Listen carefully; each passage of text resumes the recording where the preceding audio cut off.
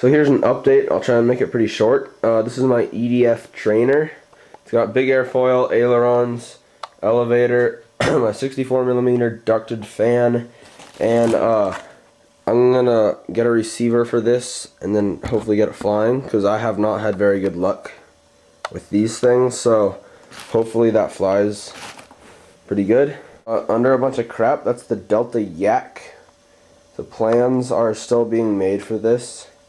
If any of you are waiting, sorry it's been so long, but it's probably going to be a month longer. Here's my Vapor. I was trying to like change the stuff, and I didn't do it right, so I just cut everything off and then put it on like foam.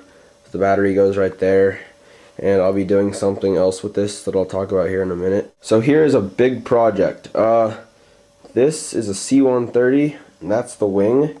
I'm actually doing this kind of for school. Like, we have to do, it's called like an IB project. It's like a big thing that we have to do, and I'm doing a C-130.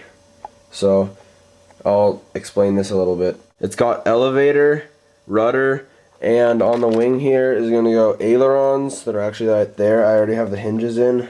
Ailerons and then flaps right here. These wheels are actually tail wheels from a Hobby Zone Super Cub. They kind of have like shocks because they're springy.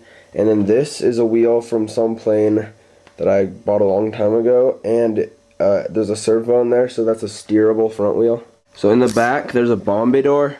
I've got like a little thing right there to put stuff like Hot Wheel cars and do the, like, it's called like LAPES or something. It's like the low altitude drop where you drop it on the ground. So I'll do that. That'll be nifty. So I've got the Bombay door, and then I'll probably put like some toilet paper tubes in here that'll like vector the air down and blow everything out of that. So here's the wing.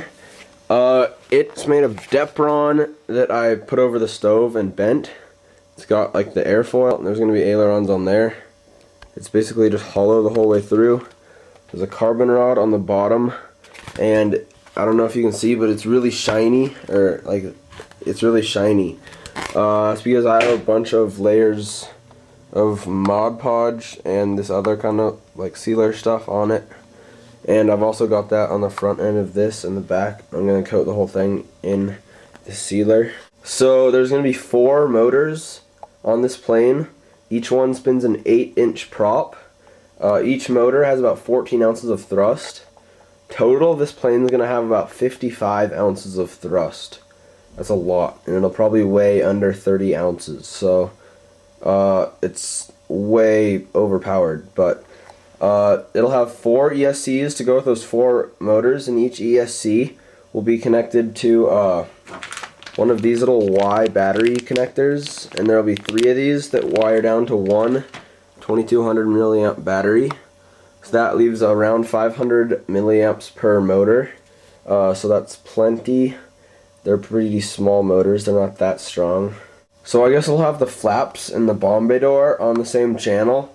It'll be kind of tricky getting them dialed in right so they both go down enough. So that's a little bit about my C-130. Now for the vertical takeoff project. So here's my box of speed control crap, and here's the motor that's going to go on the vertical takeoff. I'll kind of cut that stuff off, and I bought a new ESC for that motor. It's right here. It's ginormous. It's a 60 amp ESC with a 3 amp BEC. So it'll be enough to run all the gyros and all the servos and stuff that'll go on that plane. Now on that, the vertical takeoff tube, the ESC was burning up. It was getting really hot. So I bought this. This is a 40 amp ESC. There's a 40 amp ESC, but the difference is this one has a BEC. Now on the vertical takeoff plane, there's going to be one of those, but the difference is that it's going to be an inch like bigger, fatter. The diameter is going to be an inch more. So it's going to take a lot of power to turn that whole tube. So for that job, I have this huge servo. It's very powerful and big and heavy. And I also bought one more just because. That's a different one though. So I'll use one of those to turn it, and then so it just doesn't like snap around and turn really fast, I bought this little thingamajig. It's a turning thing, and this makes the servos move slower. I also bought one of these for that, to make the flaps and the Bombay door go down slowly. This is the battery for the vertical takeoff. 1.3, or that's 1300 milliamps, and 30 to 40 C, so it's pretty strong. Now, if all else fails and this thing just doesn't have enough power to take off, then I'll just get a 4-cell battery and plug it in. So I got motor shafts for that other motor that crashed on my, what was that called? I forgot what that plane was called, but the one that crashed and bent the motor shaft, I bought a new motor for that, and this is a new motor shaft for my Super Cub motor. It's somewhere in there, the brushless 480 E-Fleet motor. So once I get that motor running, I'll probably cut out like a big Delta Yak. Not a Delta Yak, but like a big Delta Wing, and that'll be the replacement for the Super Cub. Voila! A little gumstick camera I got off eBay. So this is pretty light. I'll try putting it on my Vapor. Hopefully that'll work. And I'll also put this on my F-35 that's out there, and I will do a lot of stuff with this. So now I'll take some sample video. So this is the video from the gumstick camera. Now, as you can see here, it's snowed. There's snow. And up in the mountains, you can't really see, there's a lot of snow. Not that much, but it's been really windy, like really, really windy. Last night there was a huge storm. So this is the video from my little gumstick camera.